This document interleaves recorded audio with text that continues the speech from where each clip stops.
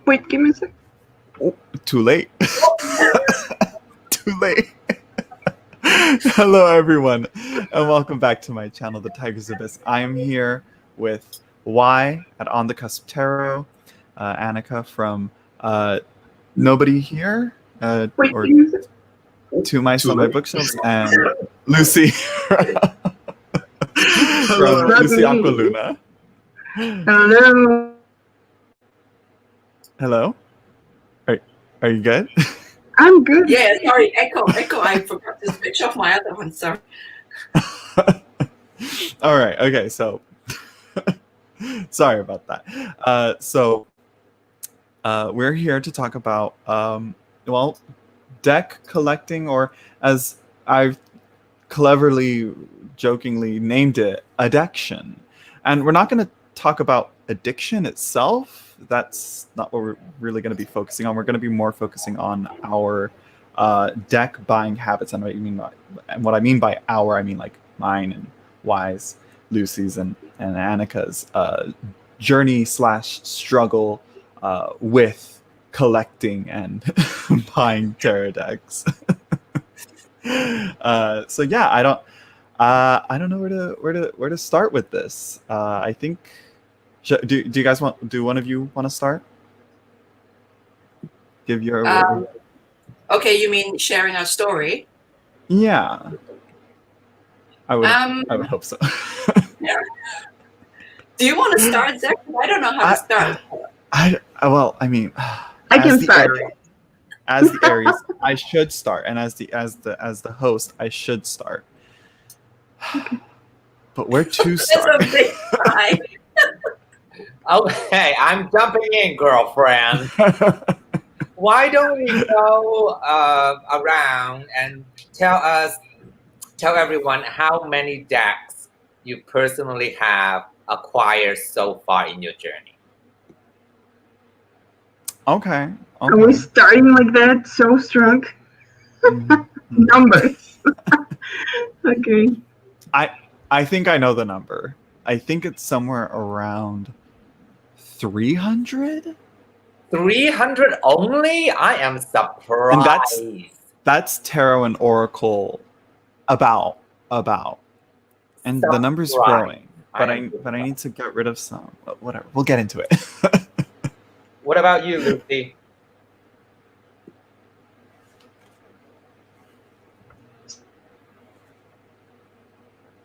Lucy, are you there? You're afraid to say how many?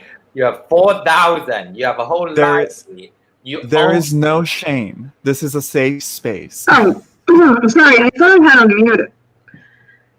No, I was checking my inventory. So I have exactly 130 decks. Like, that includes tarot, that includes Lenormand, that includes playing cards, oracles, decks in general. 130. Not all with me, because some have not arrived. Some are like pre-orders and Kickstarters and stuff. But yeah, that's my number. Which is a little high for me, but numbers are relative. That's high for you, oh girl. I don't know if I should go next or Anneke should go next. It's easy. I have no idea. I don't count. I don't know. It's about 3 suitcases worth, a shelf, and a box. That's all I know. I have over 600. If you can see it. So tarot deck, I have 400 and something. Playing card, I have 39. Oracle, I have 141. And Norman, I have 20. So over is probably 600 something. So we start with the number, and let's say, how did we get there? Whoever wants to start first. Girl, I'm gonna start, girl. It all started back in 2016. We all know that year, right? It was a pretty interesting year, to say the least. So with that, it started with the Mary Ellen, the Wildwood, and the Rider-Waite-Smith Pink Ankh back deck, whatever the university books. So those were the first 3 that I owned. And then slowly it just started like growing, adding more, but and not getting rid of any. I have the Fountain Tarot. That's the like one of the next ones that I got. Those were one of the first ones. Wild Unknown, I think, was one of the and that's where it started growing more and more into. And then but I think to kind of take the bigger picture out of it is that its decks took on the form of what I would usually do with books and CDs. I love buying books and CDs. CDs particularly, I don't know why. It's a dying media form, but I'm buying. I don't know. I like buying music. Are you still buying CD? Yeah, girl. Look at this. Dula Peep. Hello. Are they cheaper these days? This was a while back though, but there are some more that I want. Like, look, like, girl, hello. Chromatica, hello. Target exclusive. Those extra tracks, girl. I look for the most tracks. Okay, so it's still going strong, but I haven't. And now it's starting to get into astrology books. Astrology books are taking it. Like, Y was showing me some decks earlier, and I was like, yeah, and we were talking about certain decks that people were selling on Facebook, and I was like, I really want that deck, but I would rather put that money to books, which I think is better. But one thing I do need to know, and I need to work on, is knowing when to let a book go, when I need to let it out of my library. Because right now, the desktop monitor that it's standing on has a bunch of books, is a bookshelf on its side. This is a bookshelf right here. I don't know if you can see it. My name is probably covering it. And there's books here. And there's like a stack of books right there somewhere around this area. And I have more books on my other house, but I know that I'm going to have more books and I need to get rid of some eventually. And so having this minimal space available to me, I'm like, okay, I need to know when to leave some out for real estate, for other books. Take the notes that I want from these books and move them along. And I think I need to find a way to apply that to tarot and oracle, but I don't know how exactly at the moment. So yeah, I guess that's how I started. But I will say I haven't bought all the decks that I own. A lot of them, like major chunks every now and then will be gifted to me from Natalia, and some of those I'll keep, some of those I'll move on. But it's like, my collection wouldn't be as big as it is today if it weren't for her. Not that it's a bad thing. I'm not complaining. I'm extremely grateful because in this house, in this channel, we stand Natalia Ouroboros. Okay? We stand. So we are, for those who are just coming into the chat right now, we just disclose our deck number secrets to the world, to the whole wide world. And we're just talking about how did we get started with acquiring or collecting decks. And that was Zach's story. And who do you want to go, want to go next? Lucy, me, or Anneke? Let's go around the screen. No, like around the screen.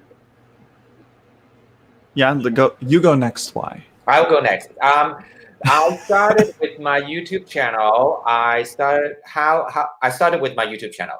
I had one deck, three decks to my name.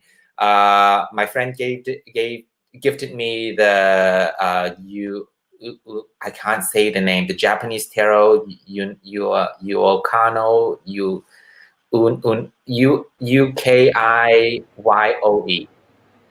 Ukiyo-e? Yeah, Ukiyo-e.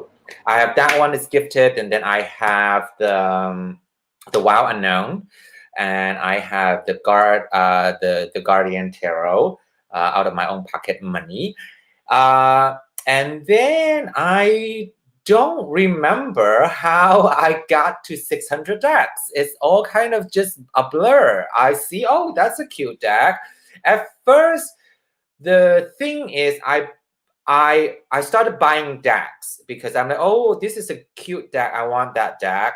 And then somehow it accumulated to my first episode, which is about 16 or 20 decks or 30 decks. And I was like, this is all the decks I want, all the fun things, Sailor Moon and all this cute stuff. And, I'm just buying all these for my episode.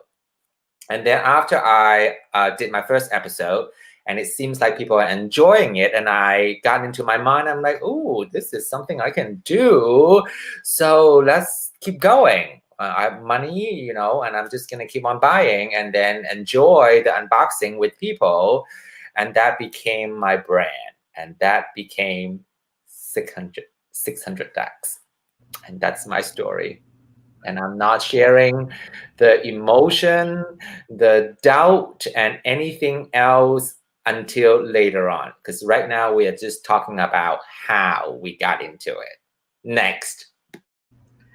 So one question, wait, so you mentioned you got the decks for your first episode, but you had the channel beforehand, or like the plans for the channel before that? Yes and no. I have a plan to do a tarot channel, and I know that I kind of want to, do what everybody does, like, oh, deck review, flip through, talking about deck, be in the community. That was my idea. But I was, I'm a flight attendant, so I travel, I leave my house for so long, and I will come back, have all these big things.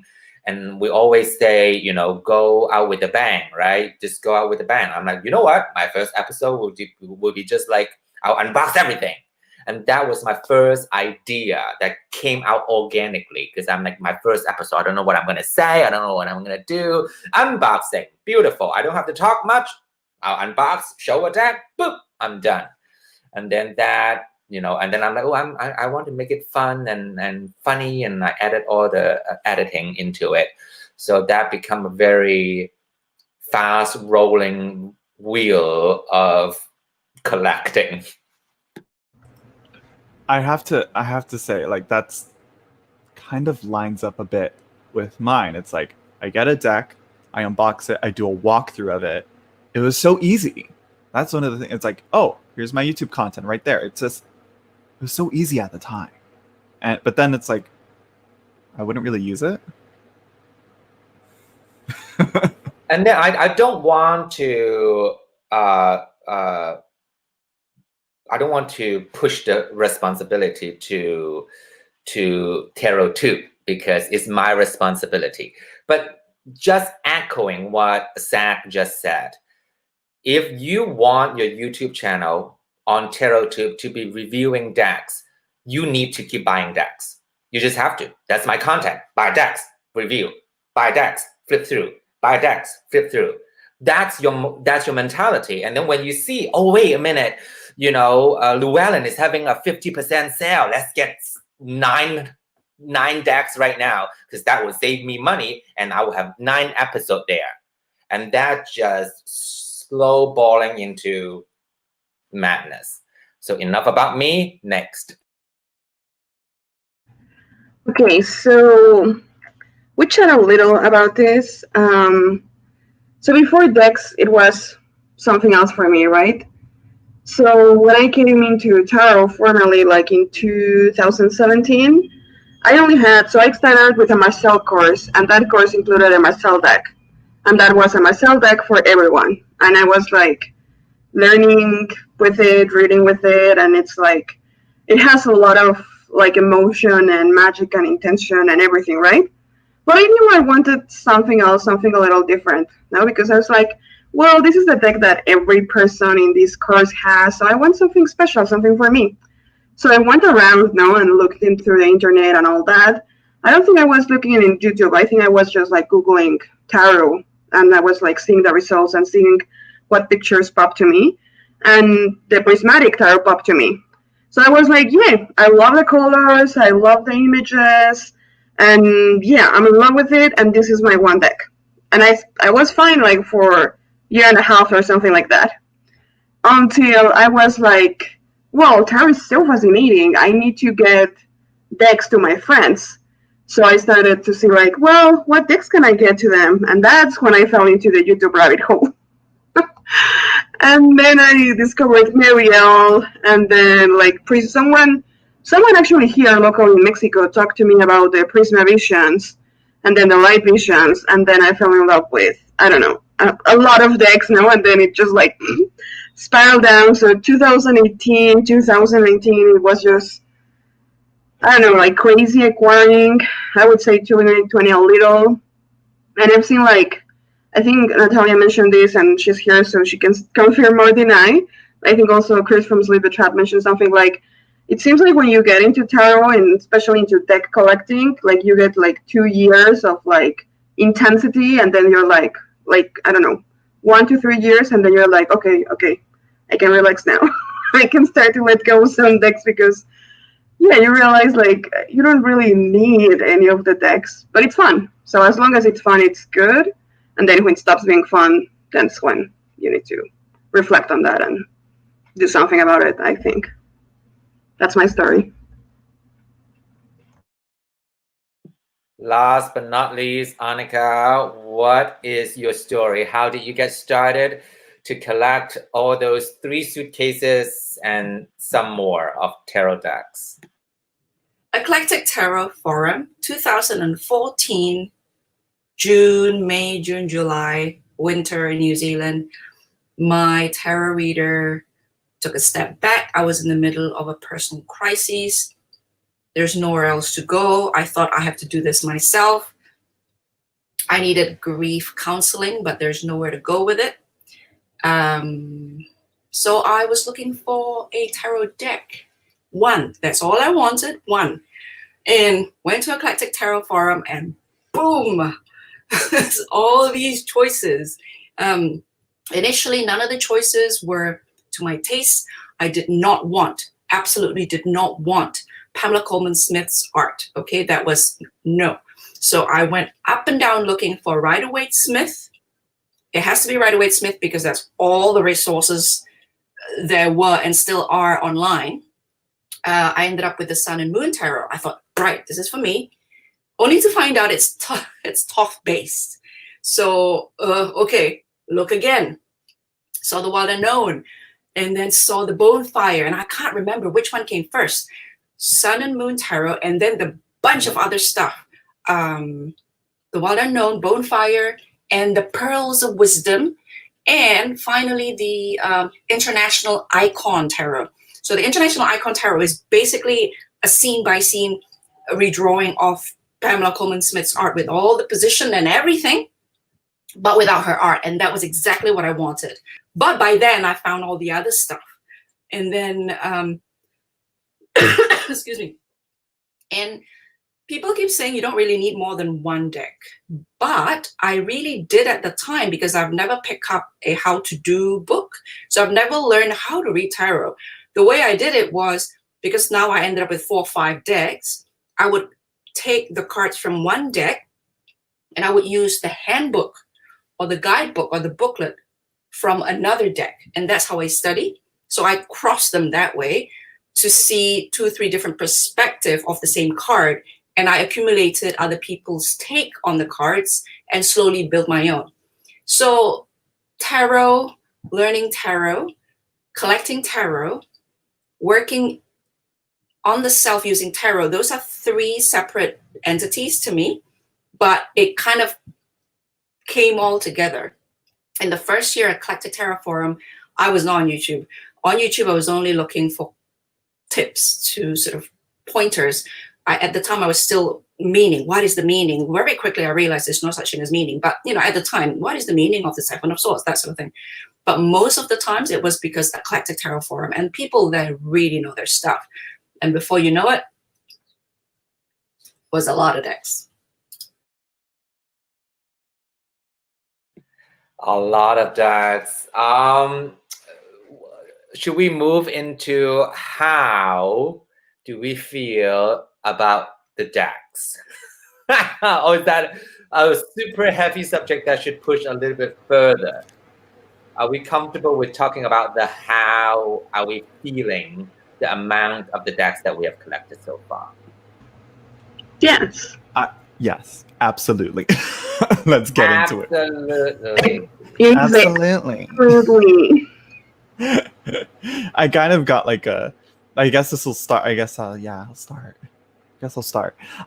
It's strange. I used to be like, why, how you felt with Delphi, wanting to get that. And that's like, there are those few decks that got like that. But right now, I don't really feel any that I'm really like hunting for. And I was there for the hunt, you know, clowning myself in the comment sections of YouTube videos, looking for that Tarot of Delphi. I'm like, I will find it.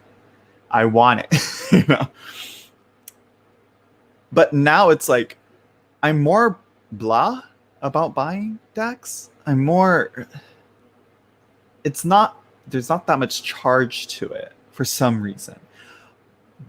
And I kind of said like, okay, I kind of have a problem. When I recently went back a few weeks ago, maybe more, to my parents' home where the rest of my decks are, because like I'm over here helping my sister watch her baby. And so I'm like, okay, I only need a few. It's only going to be till for a few months. Then I'll be back. I just have to bring what I need to bring. And then there we go. This wasn't here when I started. I brought this and quite a few that were stacked up on here. And then under my bed, there is, I don't know if you can see it. I don't know if you can see it, but I'm just gonna, no, you can't. I'll lift it up a bit. There's this giant tub. It's long. It's like almost, it's like a little bit shorter than me. It might reach up to my chest, I think, if it was standing vertically. And it has quite a few decks in there. It's not stuffed, it's not full, but still, the mere fact that I need such a big tub to bring it over here. And plus,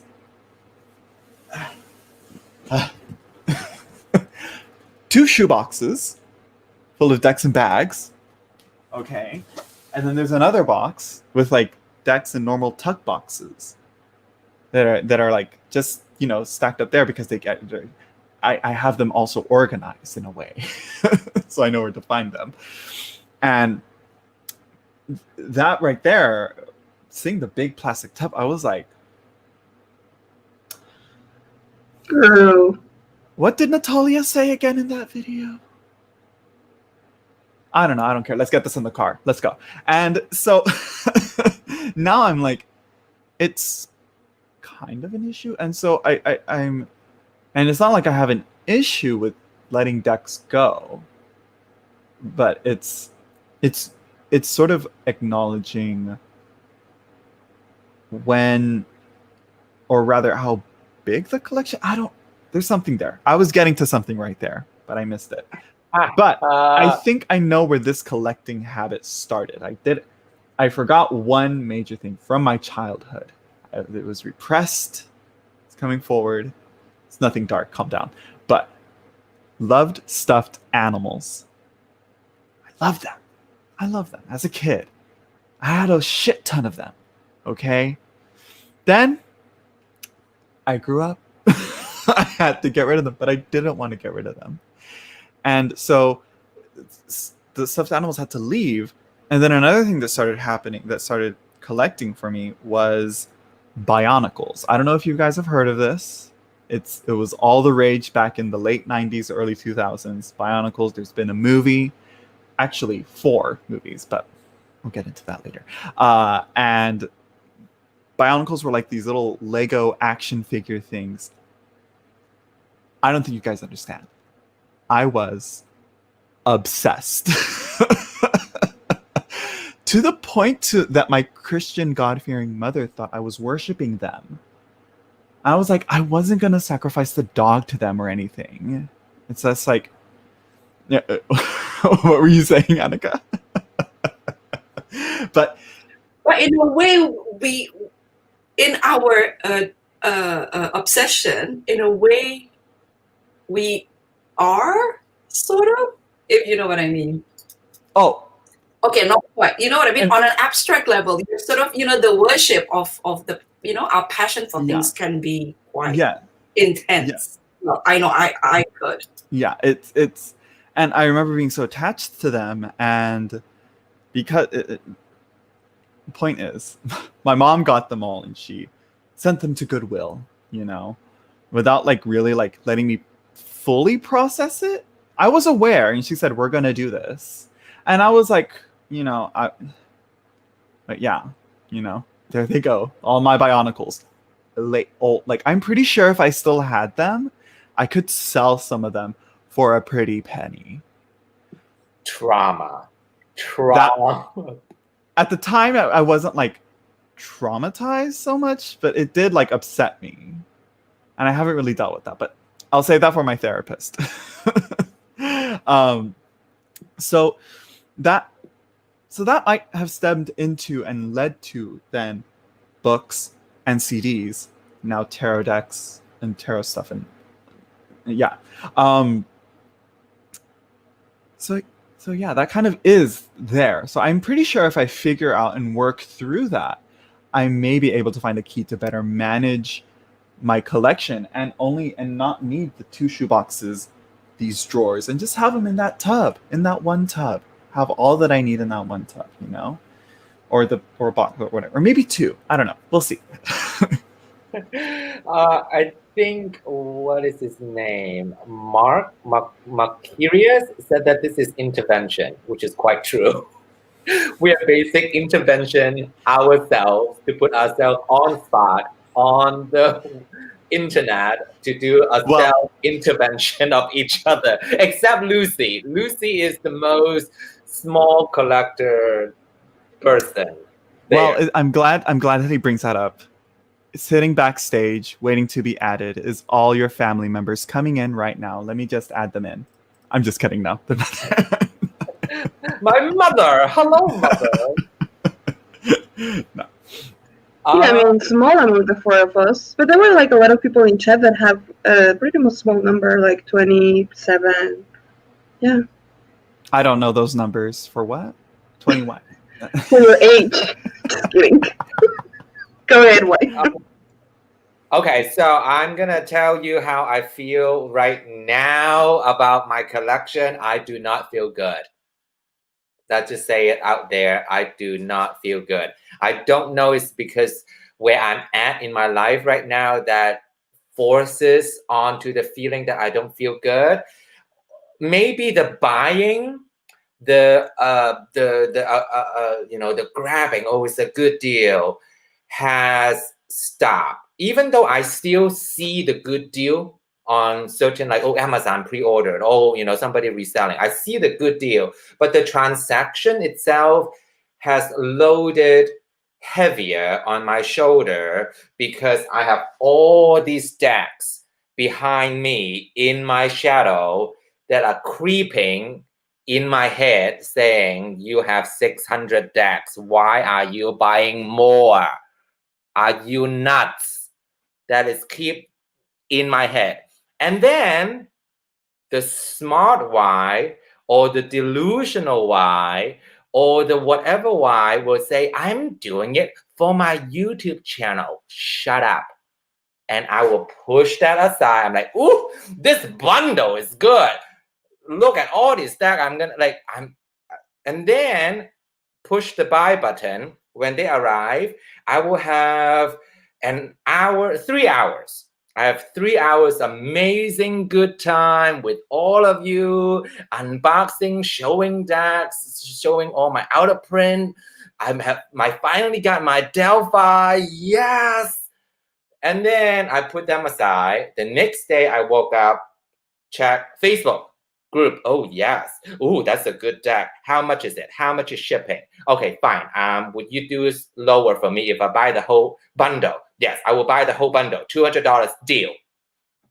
Yay! I have my next episode. And then I feel like, when are you gonna stop?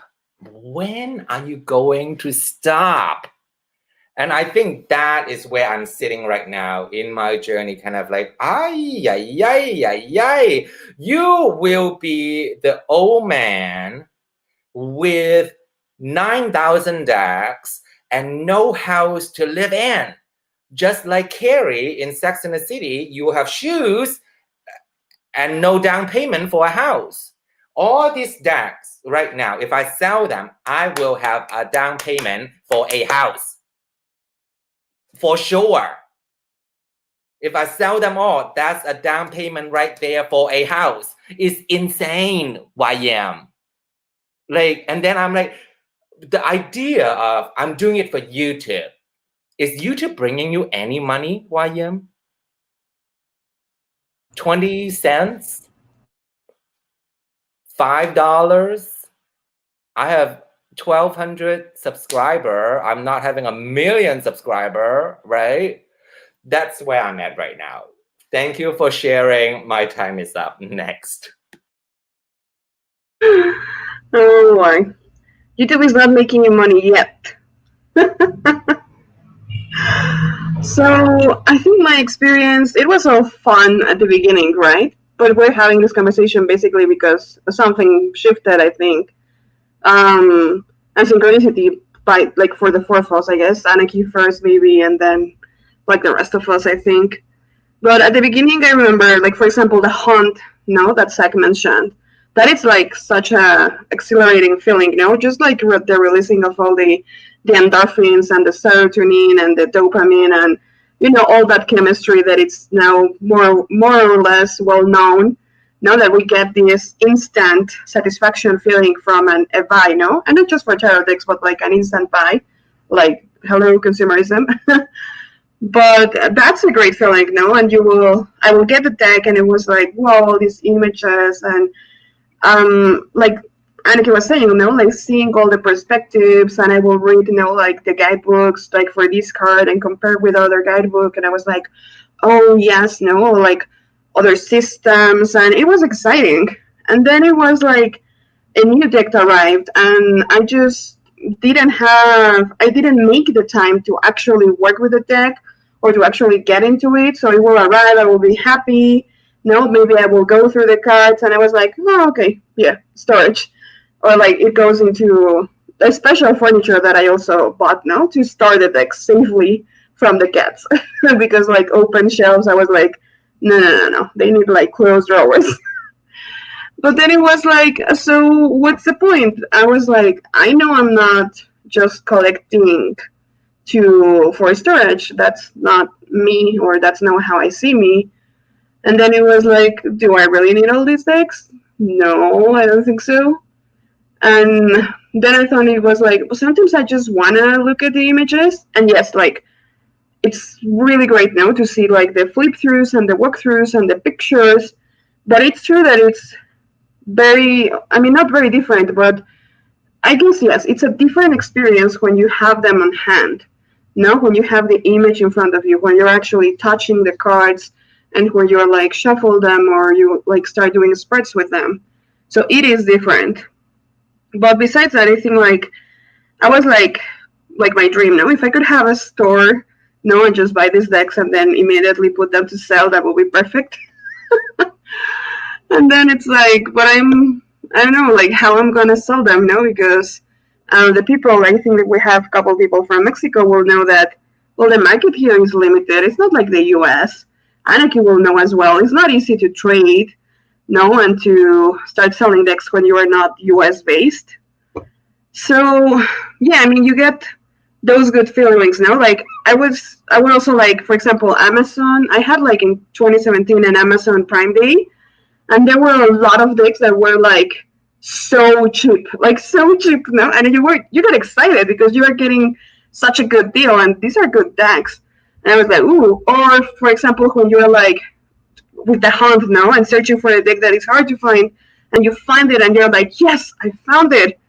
Or for example, when you have an out of print deck, that you actually paid regular price, and then everyone is hunting for it, and you're like, well, I got it for less than 100 now, which we've been seeing the out of print prices. It's just crazy. So I mean, I do get those rushes, but then I have to say that being submerged now into these collecting, quote unquote, more like acquisitions, tarot has helped me more with the introspection than any other stuff. Like, I have acquired other stuff, like in a similar obsessive compulsive way, and tarot has made me reflect more about, because I would actually use the deck and say, okay, ask, why am I doing this? Like, I know I have a void now, and we talk about this void that we're trying to fill, and I was like, okay, I have a void. Why is, like, what is this void? Why do I have it? No, why am I trying to fill it? How should I approach it in a more healthy way, in a more self-loving way? So to that, I'm super grateful for tarot and like decks in general that have this like power, quote unquote, of introspection. And I feel like, I don't know, I mean, I don't know the future for a fact, but I do think like I can catch myself if I do have a next obsessive compulsive behavior of acquisition with another object. I hope that tarot is the last one, or at least one of the close to the last ones, because now I can spot myself like, hey, like, why are you acquiring that? And just like, it's not about money and stuff like that, because I was like, well, money comes and goes and you spend it and all. But to place it in like experiences and other stuff that I feel it's more nurturing to my soul, like to my body even. So that's what I'm working on. Delightful, delightful. Last but not least, Anneke. You are on your way out. Yeah. I'm on your way out of letting go. Yeah. So my that. perspective is obviously going to be influenced by where I'm at right now. I'm kind of, on my way out. If not, I'm already out. I'm kind of on my way out for 2 years now. I'm one of those people who take a long time to come in, take a long time to come out. And it is what it is. It's an organic process. I've learned to ride it rather than fight against it. And I have been a collector of one thing or another for as long as I remember. So when I was 14, I asked my mother and father to buy me what I thought was a Ming Dynasty vase. And then there's this Kuan Yin statue made of ivory that was like 1,500. And remember, I was like 13, okay? And I begged them to buy that for me. And they were like, no, it's expensive. But I've always been obsessively and compulsively collect. What I've learned though, because I've had to deal with it for so long, I'm also on the anxious side. When I was younger, around about the same age, interestingly, I used to lock myself in my room whenever there's a guest coming in the house. I was so anxious. And get this, thankfully, a teenage life in Indonesia in the 1980s were not like what I saw on American movies. I don't know how well representative of reality those things were, but I was one of those quote unquote geeks, okay? When everyone else is doing sports, I lock myself up in the changing room and study for history. I'm one of them. So when we have parties, people are all invited. You can't choose who to. It's the Indonesian whatever way it was. Everyone, if there's 36 of us, we all get invited, right? And I used to go to parties with a book, right? That's how anxious I was. I was so anxious. I brought a book and I sat there reading a book in the middle of a party. Okay. So anyway, so that's how anxious I and so that I think I've spoken to you guys that my specialty in the past, other than forensic psychology, was addiction. Addiction was out of interest. Forensic psychology, with focusing on sexual violence, was not by choice, but by accident. Anyway, my point is that I become quite fascinated with addiction because it is part of a big spectrum of general anxiety tendencies. And so my own way of handling this has been a long life self-analysis of this obsessive compulsive tendencies, which can manifest itself in addictive tendencies, and collecting is my way of controlling it, believe it or not. So, you know, explosion, when you have an explosion, if a building is about to collapse, what you do is explode it in a controlled way, because otherwise the building's going to collapse in a non-controlled way. So my choice is not that the building is going to collapse or not, it's going to collapse, right? So my tendency, this anxious tendency, is going to be there. I have to learn to control it. My controlling it is by, it's like that control explosion. So collecting for me is controlling my obsession, my compulsion, because with collecting you have rules, and you can sort of spot the flags. And the flags is like what you guys shared a little bit, when it's really like a high, and then at some point it's no longer fun, but you find yourself doing it. It's like there's this momentum, and you get carried by this momentum, and you can't seem to stop. Even if you no longer enjoy it, you find yourself doing it, and then slowly you might come out of it. And so I learned to flag it. Whenever I see this in myself, I learn to be self-aware, and I learn to flag it. And I learn not to be judgmental as well. It's like there's nothing wrong with collecting. There's nothing wrong with spending money. There's nothing wrong with having money to spend on frivolous things. But I've also learned when it's harmful and dysfunctional to your personal life. For example, if you start shopping online instead of going out with your spouse or your family, if you stop engaging with your friends face-to-face because you're busy online, that's becoming, you know, or if you start missing bill payments because you spend all your money on things, you know, that's it. So I've learned to, I've never go that far, but I've learned to catch myself. And so in all of my collectings, I've always had that surge up and down. The same stages came over and over again. And with tarot, I started in 2014. I was in my mid-40s. By then, I know myself really well. I know my tendencies. I know my weaknesses. And I knew this was going to come. So the first year, like a lot of you in my first year, as I learned, investigate tarot, I was also collecting. So a lot of people, I found they talk like it's the same thing. It's actually two different activities, but a lot of us are doing it at the same time. But they're not mutually exclusive though. Like I said a long time ago that, you know, sex for procreation and sex for fun. You know, just because you're having fun having sex doesn't mean you preclude, you know what I mean? Like just because having sex is for procreation doesn't mean that you are precluding having sex for fun. Do you know what I mean? So just because tarot is functioning in a very deep and meaningful way, and all you need is one deck, to me personally, doesn't preclude me having fun with it. Just collecting. It's the cardstock so lovely. The box is beautiful. And the hunt, I love the hunt. You know, that going on the thing and the thrill of it, the getting what I want. I love the sense of control that I have. I want it, I get it. You know, all I have to do is click on the button and it's mine. And then the self-soothing aspect of it, like if I have a bad day, you know, having this thing just perk me up, you know, it's just wonderful. But it is not sustainable, I suppose. And so about 2 years ago, I kind of knew this coming. In 2018, actually, I was getting, you know, decks will come in and it will sit there for 2 days, 3 days, 4 days. I don't really care. Like I would click and buy. I don't track it. I don't care where it's at. Everyone in the group, you know, in the group. Sometimes people in these groups will ask, is it there yet? Is it there yet? It's like, I don't really care. I bought it and I'm done. And that's when I realized I've come into that next phase where I'm simply, I call it bored buying. I'm bored. I can afford $50 plus $35 shipping, of course.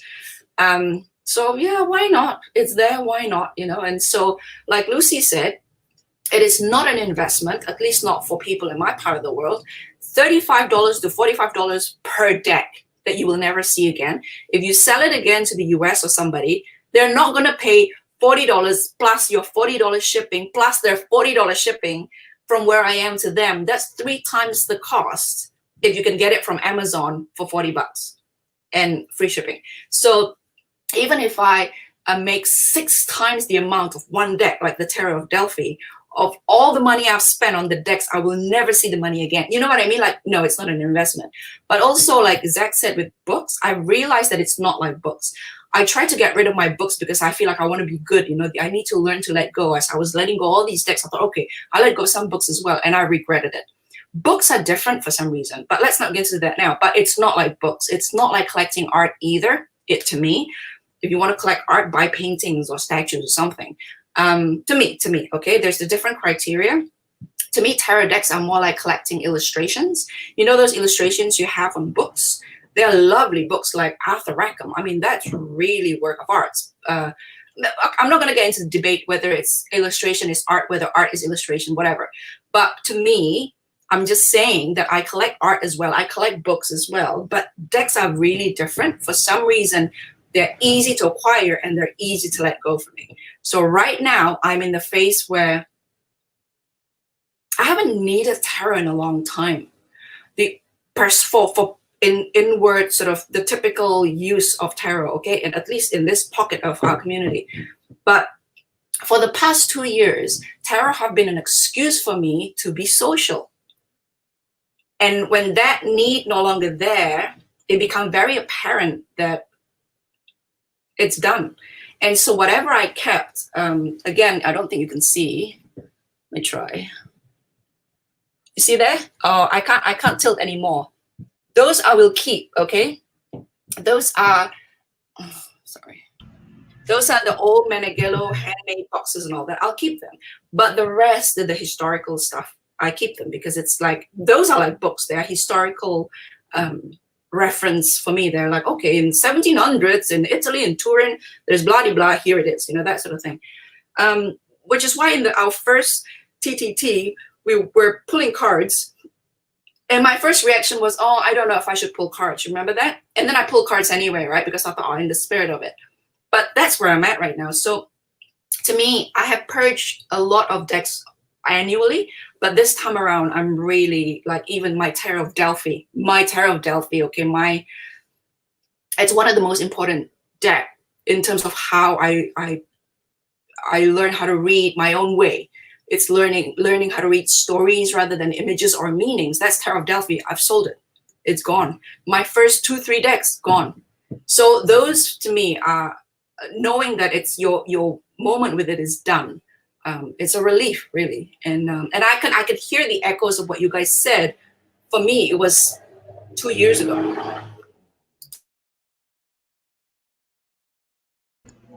Yeah, I think that's a key point that you mentioned when you were like, that one deck, no, that you were like, no, I will never let this one go. And when something in your mind or whatever shifts and so you're like, I can let it go. Like I remember like Prismatic for me, because that was my like first the first deck that I chose.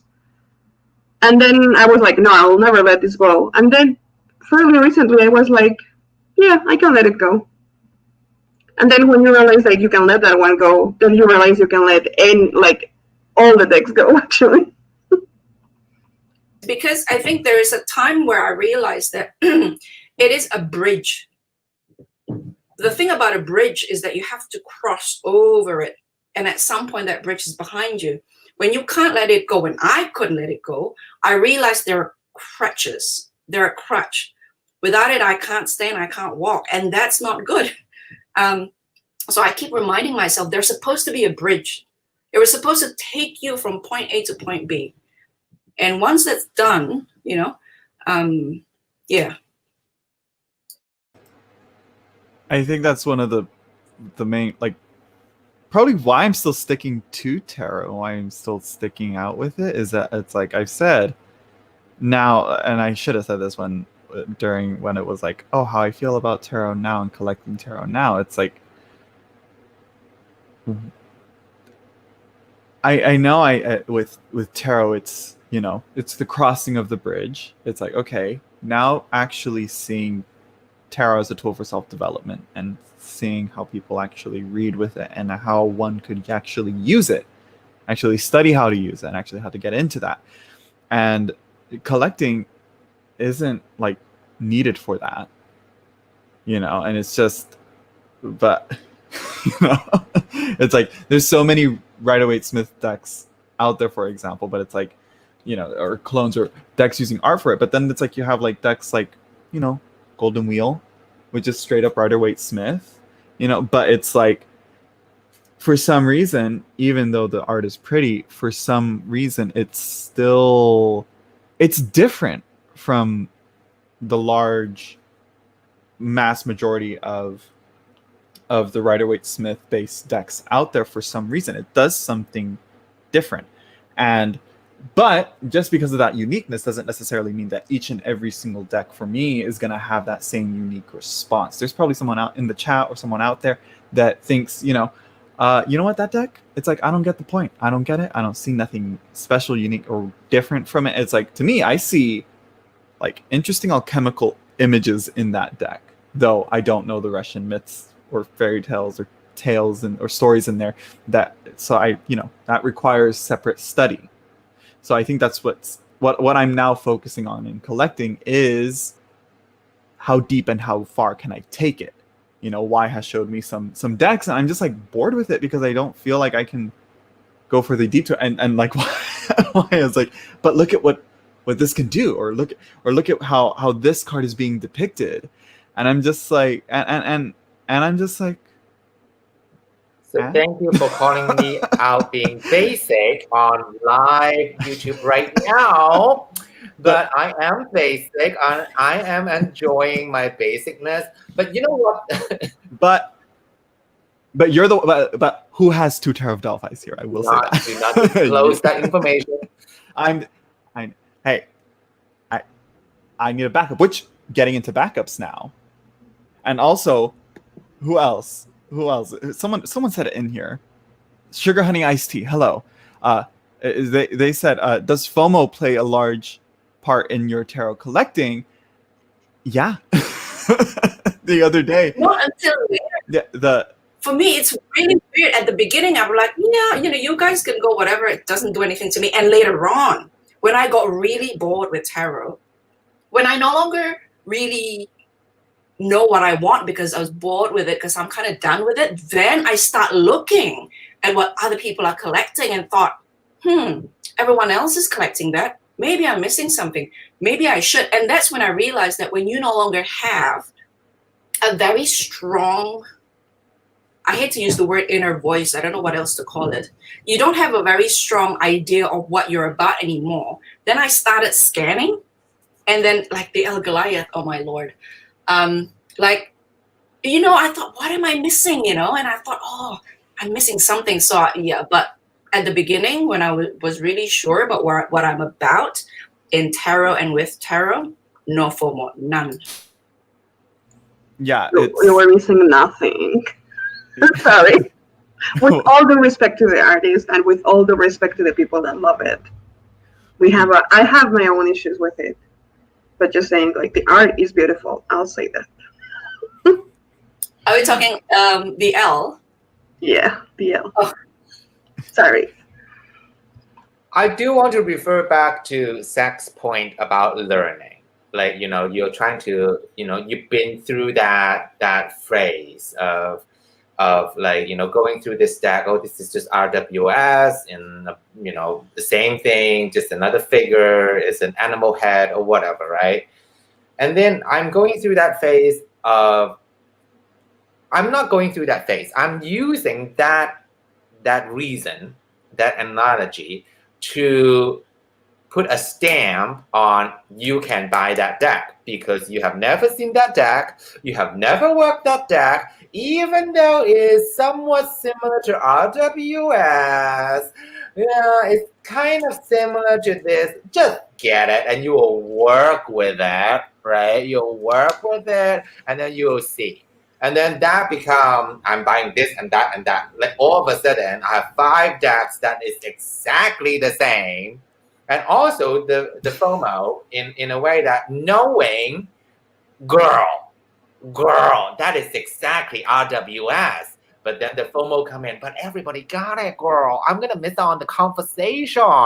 Oh my God, what am I going to do? I have nothing to talk about. I forget it.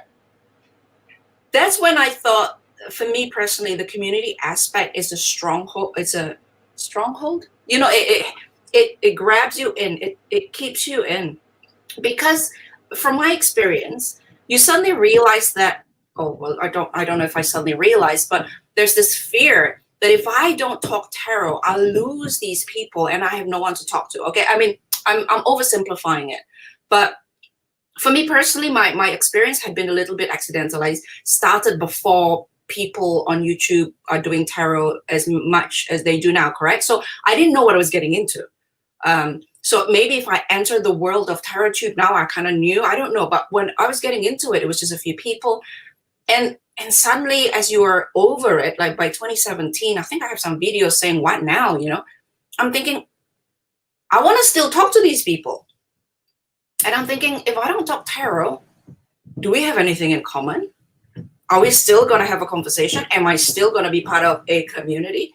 Am I going to be, you know what I mean? Like this, the fear, I think I can admit it now, that you are wanting to maintain this social network that you found yourself within or without or amongst. And I think some part of your brain says, if I don't keep, it's a bit like you, why, when you said, well, okay, if I want to make videos, I have to keep buying. If I don't keep buying decks, then I'm not going to make videos. Then people are not going to watch me. Then I'm going to lose all my fun. You know, that kind of sense of this interconnection that is built on one topic and one topic only. Gosh, we don't talk politics here, right? So, you know, we don't talk God or whatever. Everybody can do whatever they want. They can do whatever they want. We can't talk about it. And the only thing connecting you is this bloody deck. And so if you let go of it, you might lose the whole lot. So that's... And then the interesting thing is, like, you jump from one deck to another. That's the hard deck right now. We're going to talk about that phase. Like, it would, like, then our whole friendship, our whole community, it will just based on that. It will just go from deck to deck to deck to deck to deck to deck to deck till we die. Like, unless some major amazing new intervention of new decks that is like, oh my God, my mind exploded. This is the new system of tarot. Other than that, and my question is, are you deep down thought that without the deck, I won't have any friends? The fear of missing out. The fear of missing out isn't missing out on a deck itself. It's missing out on the group of people that you have that have the same deck. Look, I got Victorian Romantic. I got Tarot of Delphi. Oh, I got Bonestone. I saw someone in here. I don't know if they said hello. You know, not to call them out or throw shade, but they said, you know, first thing they said, I have 2 Bonestone decks. And I'm like, okay, go for you. I got one. That's all I need. And really, I got that deck to see Avalon's point of view on the books. But, and I should point this out more on the FOMO, I also recently bought like 4 decks from US Games. 2 of them are Rider-Waite-Smith clones. You know, it's that limited edition gold, you know, to, you know, the backs are different, and but the mere fact that it was limited edition, US Games, they know what they're doing. They know what they're doing.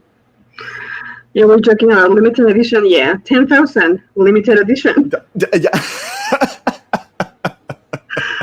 I think it's like 2 important points now. Like when I was saying, oh, I'll get this deck because something. No, so that self-justification. No, I think that's like a red flag warning, because it's like, why am I trying to justify this purchase to myself? Like, you don't need to, and we know that. No, but why are you searching for the justification?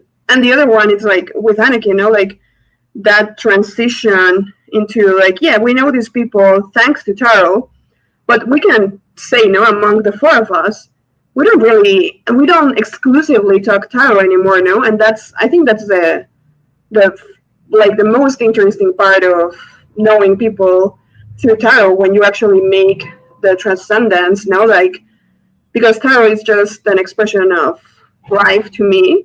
So then you are actually talking about life issues, not about a tarot deck. And I think that's the other thing that... Go ahead. You go ahead. Like, how can we be honest with each other? That's one thing that I want to, I think Natalia kind of said it in the chat. Like, can we be honest about it? the facade of the fabulousness of decks, the facade I'm having all these decks, I must be happy. The facade of like, you know, or maybe my facade of like these are bringing me such joy. Yes, for 3 hours of time, you know, and then maybe one deck that is like, oh my God, this is one that truly I enjoy, but still it doesn't touch my soul. Like, oh my God, the interaction, seeing all three of you, the interaction when I unbox it and see all the comments, the interaction between this crazy media that's what brought me joy.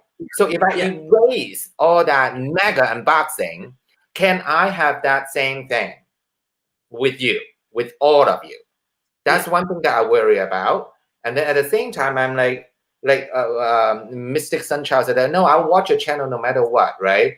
So then I'm wondering, do I need it then? Do I really need it? Why do I need it? So that's where my awakening. Rather not needing it, but you know, do you need to keep it? Well, okay, before I forget, I told you I've collected a lot of things in the past before, and a lot of collectors, I started Instagram for my Blue Ginger antique shop, right? And what I found is that a lot of antique collectors, a lot of collectors of rare things are very private. A lot of collecting are really private. They collect for themselves. And so I found the tarot collecting scene is really interesting because it's different from anything else that I've ever encountered. Like collecting books as well is very private. And I don't know, it's interesting that in the last few minutes, amongst ourselves and in the comment, I can't actually see the comment, all of them, because my mind is split at the moment. So if you're in the comment addressing me, I can't actually read. But what Y is saying about this exhibition, sort of this performative aspect of collecting, I found really, I don't get it, but I know what you're talking about. So my theory is that going back to that social network, I remember fearing, like Y was asking, if without tarot, do we have anything to talk about, and will we stop being friends? And I use the term friends very, very cautiously because that word means a lot to me.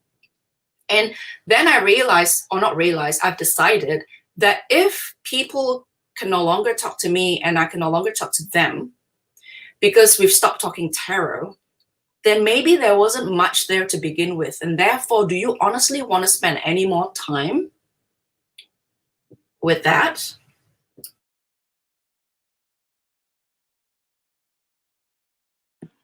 Well, for me also, in a way that is, I don't know, like if I have to, this is my brand, right? Oh, my brand is the sunny, happy-go-lucky, look at me, YM, with all this mega unboxing. Where did he get all that money to buy decks? Like, and then, you know, my flamboyant nature, and that's my selling point, plus the deck, that's the tool, right? So if I erase the tool, and then if I can still have the followers, sure, I'm super grateful. But it is my reasoning. I'm sure that I can just do dancing and stand-up comedy and start acting, and then I will still have followers that likes me for who I am. But my reasoning in there is, oh, but they love watching tarot unboxing, and then I also can, you know, I can resell it, and I keep on giving myself reason to buy, keep on giving myself like that push, done. And I think that's where my uncomfortableness come from. Like, if tomorrow take it all away, you know, you can still survive. I can still survive. Everybody can still survive, right? And where do I need to sit in that justification, which is needed or not, like Lucy said, right? I don't need people's approval, but where I'm at. If I wake up tomorrow and look at all these stacks and I have a sense of like, ugh, this sucks. That's a problem right there. That's a problem. Either I have to see a therapist, I have to stop buying. I have to do something because I'm waking up and not like, oh my God, look at all my tags. I love it so much. Because I don't have that feeling anymore at this moment. And that is where people often replace one addiction with another. It's very common. So, you know, like all of us here, right? You started with the and then the CD, and whatever, right? Mhm. And for me, it was the antiques, it was the books, I was always collecting something. And I think somebody who's also a collector told me if he can collect cereal boxes, he would.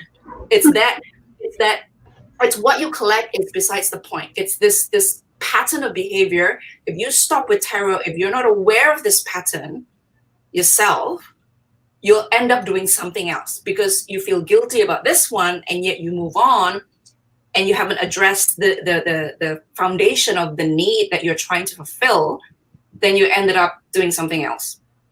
And in the past, when I was investigating this topic seriously, I think a few proposal was made that a lot of people do this because they're either in need of the thrill-seeking behavior, they call it. So you're chasing a high.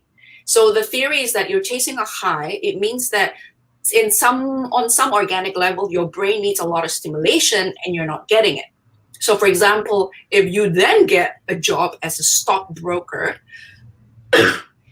or as an ambulance paramedic or policeman or an army person, you know, that very high level of adrenaline. The theory is that this behavior will cease because what your brain is in need of is fulfilled.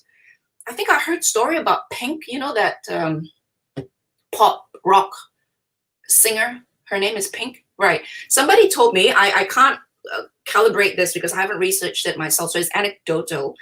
She was addicted to something, and then she found this, you know, performance rock thing on stage that give her this high, and she was somewhat relieved of her other behavioral pattern because now she's getting that kick from performing on stage, for example. So when I heard our stories, right, in my mind, my first thinking is, I wonder what it is in each of our lives that we are seeking, that we're not quite getting to fit into this need. Mentally, we need to be stimulated. Mentally, you know, the chase, you know, the waking up in the morning, looking at your Facebook, making deals, all that is a lot of drive, a lot of mental activities, you know, and then scoring, you know, getting it done, and you feel like you've achieved something. You feel like, yeah, you know, it's like you win something. It's like you know, that sense of euphoria is pretty real, you know, and so the question is then, what is it in each of our lives? And maybe I should ask you this question since we are ending our time. What do you think in each of your lives, what do you think that you're replacing? Because I kind of think I know what I'm replacing. So I want to wonder if you ever wondered, and if you think about it, what is it do you think that you're replacing? Or that you're trying to seek that you're not getting? That I did something. I think I've been like focusing sort of on that struggle of I start something but I don't finish it. Typical Aries. But I will say, with books, and you're saying this, you're mentioning this, you know, books are different. I'm like, yes, they are. What exactly is it different that it was for me? And I'm looking back, looking back at how I would read books when I was younger. I would read books, and there are times when I would reread a book. I haven't reread a book in like forever. But with decks, that can't be done. It's different. That's thoughts need to be fully developed on that. But with buying and collecting and achieving that, you know, it's like an achievement. Like you said, it's like it's a sense of accomplishment that I did something and I'm doing something and I'm going somewhere. Really not, you know, really not. So the question then is, should all of us be looking at fulfilling this need in a more productive way rather than in a self-deceiving way that we are doing right now? Because we're basically self-soothing. and creating an environment where we are in complete control over the achievements that we feel in this euphoria, while really we're not doing anything much at all. Yeah, I'm seeing that with my astrology studies and looking into alchemy, and it's sort of like I'm looking at like now it's turning back to books more, and I need to make sure that I don't end up with the books like I am with decks. But books is different though. See, this is the thing with books, the content of books are complex and it can go into great depth. It's not the same as decks and decks of cards saying the same thing over and over again through a variety of different lenses. When you read books, they're not sticking to 78 topics and they're talking about the same 78 topics over and over again. They're not. And you know, the books I showed you, where is this? This deck of cards, it's only 22 cards, but you cannot use these cards unless you read this, unless you read you this, need to read this, okay, and then I have to read that, okay, the one that Zach just said, because without it, it's very hard to I'm understand reading this. okay? This is so different from the tarot. Before you even touch these cards, yes, that's the difference between cards. I'm like reading. I'm reading up on tarot books, and I always mention Jungian terms, and like I think that's one of the reasons why Supra may not work for me, because it's heavily based on Jungian ideas. But I'm like, either way, it's a poorly written book. That's neither here nor there. So I'm looking at Jung's collected works, and I can see how my brain is like already like, okay, now I gotta buy all those books by Jung. And I'm like, no, calm it down. Let's just look at Jung's writings on the archetypes and all that, or Jung's take on alchemy and dream interpretation and all that, and we'll start there. But I know that shit's gonna be difficult to read. But it's like, and so it's like, am I gonna buy it and just have it sitting on my shelf? Right. That's a more dangerous pitfall. I want to make sure my anti-library that like Lucy has brought up in our chats and our conversations, I want to make sure that anti-library is not big or manageable at least. Yeah. To answer your question is, I am lonely. I am desperate. That sounds so attractive. I don't know what I'm desperate for. There's got to be something not there for my life, right? So my family situation, my struggle with me and my mother. I'm not going to spill all the tea here. My dad's illness, right? So the instant anger of not able be correcting or dealing with the situation push me into let's buy decks, because buying decks will create an episode that I can share with my audience that will bring me joy, bring them joy, and I will have 3 hours that I can forget about my reality. I can create my new reality using this format. I think that's one of the main reasons I am keep buying. And now, especially today, since we're talking about this subject, being able to see myself, because it is true. Tarot, maybe it's because of tarot. Maybe, and I need to be grateful this is tarot, because tarot, there is some kind of spirituality there. There's some kind of a tool for enlightening the deeper unconsciousness, right? So maybe that's why all of my little tarot decks, 600 of them, are saying, you need to stop. You are being crazy right now, right? And then because it's pulling away from my spirituality more than enriching it, because now it become a burden. Maybe that's why the mirror is there in a way that is saying that's where the addiction, that's where the addiction is coming from for me personally, because it's an escapism for me to escape the real life. And if maybe it's the other way, is actually using what I have so far to enrich, to aid what I need to deal with in real life rather than escape from it. Maybe that's waha moment. My channel is done. I'm gone. No more on the tarot. It's just me every day coming live, crying and telling you my struggle in life. That might be my new episode now. You're welcome. People will watch. I will watch.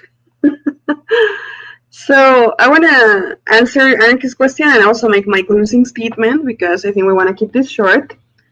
So I'm like, why? No, like the obsession for collecting, quote unquote, because I don't see myself as a collector, like personally. So I feel like I'm just acquiring stuff. To me, it was to fill a void. That's how I like identify it, like a black hole sort of inside of me. And then my initial approach was like, what is this void? Why am I trying to fill? Like to feel like with stuff, to try to close the void. And the first response with tarot actually was a success, like a look, like an appearance of success. And we have to admit that in these days, like 2020, planet Earth, I don't know, like this now, like time and place, materialism is directly associated with success. So I see that in my mind, deep somewhere, because I feel like we're programmed through our lives, since we're little, like we got all these like chips that are programming us. And deep in one of those is like, to be successful, you need to have stuff. That's how people will realize that you're successful. So now that I am conscious and aware of it, as Natalia says, like a big part of this self-analysis is awareness. I think that's step one for me. It's like, okay, now I'm aware that I'm acquiring all this stuff so that I can appear successful to other people. Step two is like, well, why do I need that? And what is, like, I don't know, step three, why is that really successful? And step four, like, am I going to change it? And I don't know. It's work for me, to do it. But at least I could answer the first question, like, I want to appear successful by, like, bragging, about the stuff I have. And that also relates to another point that Anneke made, that tarot collecting, or tarot acquisition, it's very particular, and she has experience. It's different to other, like, proper collecting, because collectors do have this private, like, it's for you, like, you don't need to brag it. But it seems like, at least in the little tarot sphere that we are, bragging is a very big part of it. Sex said something, I don't want to call that someone, but saying like, oh, I have 2 of this deck now that it's out of print, or like, oh, I have this deck that it's out of print, or oh, I have this deck that it's super expensive. Like, why do you need to brag about it? That's also, like, I think, self-work for all of us. And the justification, to other people is like, we don't need to justify to other people, but more importantly, we don't need to make justifications for ourselves. It's like, I think we need to understand ourselves. But if I catch myself justifying or making excuses, it's like, wait, why do I need to do that? Like, no. If I want to do something, I'm just going to go ahead and do it. And I don't care, like, I don't know, like, I want to go out and have a drink. I don't care if someone feels like, oh, they shouldn't have a drink, or like, whatever, I like it, I'm going to do it. I don't need to justify it. But then it feels like, oh, no, I'm going to have a drink because that's how I'm social with my friends, and that's like how people will say I'm cool. Like, then I'm like, have a problem, no? Like, well, do you need to justify having a drink, or do you just really enjoy it? I think that's like the difference. And my final point here for self-reflection to the chat will be, like, do you feel good now with the decks that you have? I think that will be like one question for the self-reflection. And that's how I'm gonna leave it.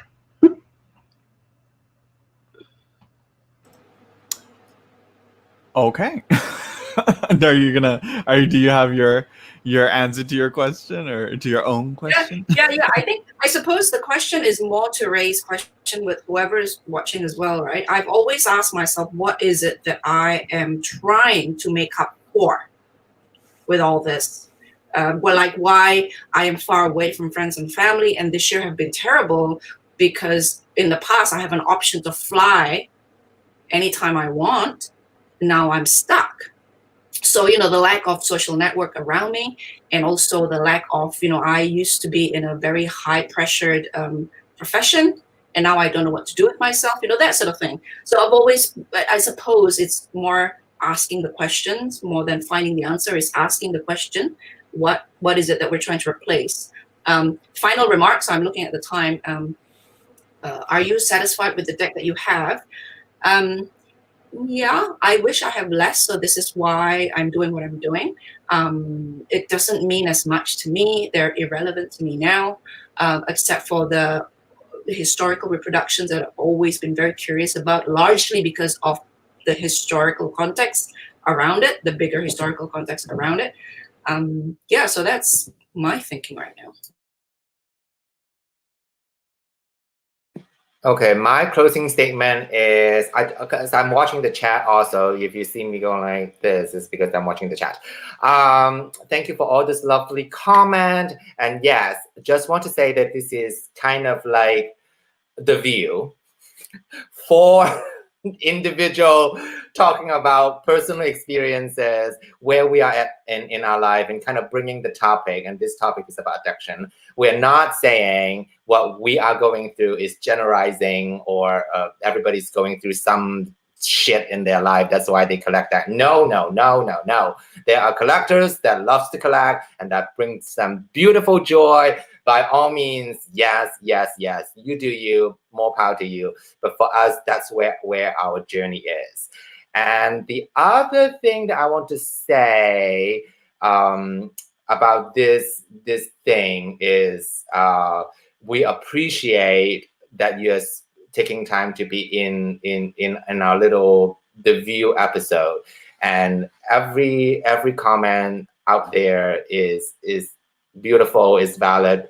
We're trying our best to provide a safe space so that people can kind of come in and listen to what we are talking about, and kind of think, you know, take our conversation and kind of go out. And if you don't want to think, but if you want to think about it, by all means, please do. You know, if you're 100% and like, no, I am good, girl, I love collecting, by all means. But if you have any doubt, if you're having my kind of dilemma, please feel free to hit me up and saying that, girl, I understand what you're going through. I use tarot the same way, booply bop. Let's talk, and I'm there for you. That's me. Very quickly, right? If you have somebody like, why you say, oh, I don't feel good. My personal opinion is that if somebody said, oh, don't worry about it, you shouldn't, just carry on. I feel it's a bit, I don't know. I mean, like, if somebody come to you and said they don't feel good about what they're doing, I think it needs to be validated. I think it's dangerous to push that away because you don't want to deal with your own question and doubt. Then when somebody come up and say like, why I don't really feel good about it, you say, no, you should be fine. You should not feel like that. The worst thing I personally feel is to say to somebody who like, why say I don't feel good about this, is to say, you shouldn't feel like that. Because if you feel, you feel. Do you know what I mean? And if you are one of those people, like why, in my personal opinion, who come to somebody and say, I really don't feel good about this, and you feel a pushback as if how you feel is not valid, then that's a red flag right there. All right. So, Lucy, you made your closing statement already, right? I feel like I'm blocking out everything. Are we doing a draw or no? I shuffled and I got my cards ready already. All right, I was like, this is going way too long, and I shuffle a lot. So, what deck are you using? Guess. Bonestone? No. Delphi. No. No? No. Oh my god. The Golden Wheel. I don't know. No. Oh my god. Marielle, what's happening to you? Okay. Oh my gosh. Mm. Oh, look at that. Majestic. Nice. Which one is Anneke using? Oculi Occultati. Okay, Oculio Coltari. I'm using Pagan Other Worlds because you cannot say it, so you can trust me. Pagan Other Worlds. I'm just using the majors though, so I won't touch the minors. Throw in those minors. I got my 2 cards. 2 cards. Shuffling. Two cards? One card, right? What's going on? Mine 2 cards jumps out. That's why I keep 2 cards. If you have 1 card, do 1 card. Okay. Okay. I'm being extra right now because Zach called me basic on collecting all the other like same deck. Like, Well, here's the thing. It's like I also. ladies and gentlemen who are in the Okay, but like I'm also the one that bought the 2. I bought the plastic Rider-Waite-Smith from US Games, and also that golden one that they just came out with as well, that limited edition one. So it's like I'm every guilty single of it time I too. cast him, I'm like, oh my god, look at this deck, And I'm just like, this is the emoji he sent me, like the one that like falling asleep. I'm like, never mind. I will never ask you again. That's me putting it nicely. I'm sorry. they're boring, but it's like I have to, because it's like I've been collecting longer than you and not as much as you. I don't have 600. It's like I wish some of those decks I wish I had. What's that? And then you bought 4 Rider-Waite-Smith. I know. But this one's Airy. vintage. This one has the gold edges. This one's plastic. This one has the plaid backs. This one has This one has nice coloring to it. And you can All right, what card do you have? Oh, I have the 5 of Pentacles. Page of Cups. I have the Hierophant and the Steward of Trees, which is Page or Knight? Page. Like, Page. To dissolve and fire, I think. To dissolve and fire, that deck says. Page of Earth, right? That Yeah. Steward of Trees. Okay, No, Judge. Trees is fire. Fire. Wands. What am I looking at here? What am I looking at here? Oh, Judgment do you and have? Empress. Where are we? Note that I pulled from majors only stacks, so I won't have any minors anyway. So, Judgment. and Bottom of the Empress. deck, I got Temperance. so what do we get from it? I get from I need chill. to channel my fire and really go back to studying, having structure, not so compulsive, control that fire, do not just go buy. My channel may take a huge new direction from now on. That's me.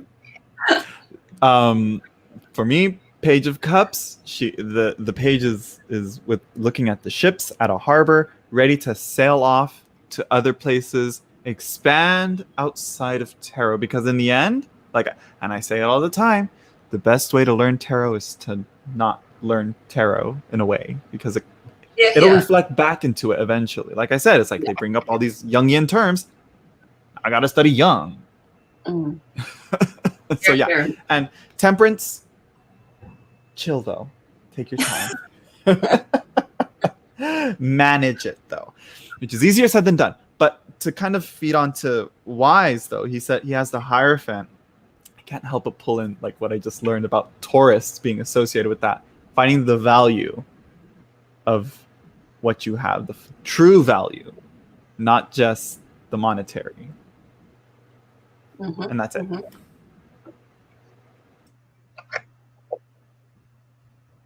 Sorry, am I? Oh, Yeah, right. Anneke I don't know. loses. I'm already stepping into a different world, I think. I mean, I have really. But if you want to pull all the cards together, be my guest. Yeah, I don't know. But for me, I've already stepped into a new world. Judgment for me is always resurrection. So it's resurrection into a new world, into a new reality. It's never about judgment. It's about, rising from the dead into a world that wasn't there before. And Empress is the materialization the portal through which immaterial becomes material. So that's that. And for me, the Five of Pentacles, I think it's recognizing now that I'm struggling with this, that I'm still like I don't feel good about the deck collecting, quote unquote. I call it deck acquisition, but I'll still do it. So I think that's my struggle. No, like, ooh, no, I still want this deck, but ooh, I don't want to have that many. So I think I'm like not having a great time anymore, but still struggling to come to terms with it and to remind myself, no, like, hey, like there's a door, no, like there's a key to exit this, and there's a safe, warm place, like right there through the door. So I just need to remind myself, like I don't need to suffer in misery. So I just need to go to the door and get warm and cozy. The ships are there. I just need to get on one. All So right. do you want to pull? Do we have time to pull all the cards together or not? Yeah. I mean, Zach, you wanna, as a host, you wanna pull all the cards together? like how so? Like read them all together. I don't know if I story. can. Okay, let me see. Okay, so Five of Pentacles, you got the Steward there, and the okay. So it really is to me about reevaluation. I think the Judgment card there was very telling of that, and the reevaluation of the past and looking back. You know, where the page is. I guess would the page be looking forward or back? I got to look at that with this deck. But anyways, the stewards of the tree, the steward of trees, and the Hierophant, like I said, it's like they're both aspects of worship. If you see there, you have the church with the Hierophant, this great massive cathedral, and then you have the druids out in nature, walking children in nature, and offering their sacrifice out to there. But the church stemmed from that, or like that. The practices that influenced the Christian religion and traditional religion stem from that past. It all stems from that. And the Five of Pentacles, is that the only card that you got, Lucy? I think The Five of Pentacles. Right. That's it? That's it. Yeah, so the Five of Pentacles, that is like, again, a kind of return to home, like you said. It's like the warmth is there, go back to it. That fire of the Steward of Trees is there, go to it, It's like find that warmth again. We've kind of looked at tarot too materialistically now. We got to actually put in the practice, I guess. I think. Thank you. Also, Empress with Venus rules Taurus. Five of Pentacles, Taurus, another Taurus card. I just want to throw that out there. Lots of Taurus. My stuff, though, watery. What's up with that? I don't know. We'll look at that. That's for another time. We're already way over time. So I guess I'll just sign off now, right? Yeah. If you all 23 of you wants to keep on talking, you can jump over to my channel. I'm gonna do another mega haul unboxing. Or if you want to be triggered. Now let's do the opposite. It might be the last time that I will do. No, I don't know. I don't know what I'm doing. Here's the link in the chat. So jump over if you want. I'll probably do a quick pee break and get some water, and I'll be right there. All right. Okay. So I think that's it, everyone. Anything else? Anybody wants to plug anything else? Yes? No? No? Okay. If you're into stationery or planners, I'm over at Two Mice on My Bookshelf doing all that, and books. There we go. All right. Okay. Yeah. Thank you, everyone, for stopping by. This was a great conversation. It's yeah. I don't even know. I don't even know how to log off. like, comment, subscribe to not only this channel, me, but also everyone here. They're like, they deserve it. They've earned it. You know, they're like, honestly, it's, yeah. Enjoy your dicks. Thanks for joining us. Bye. All right. Bye, everyone.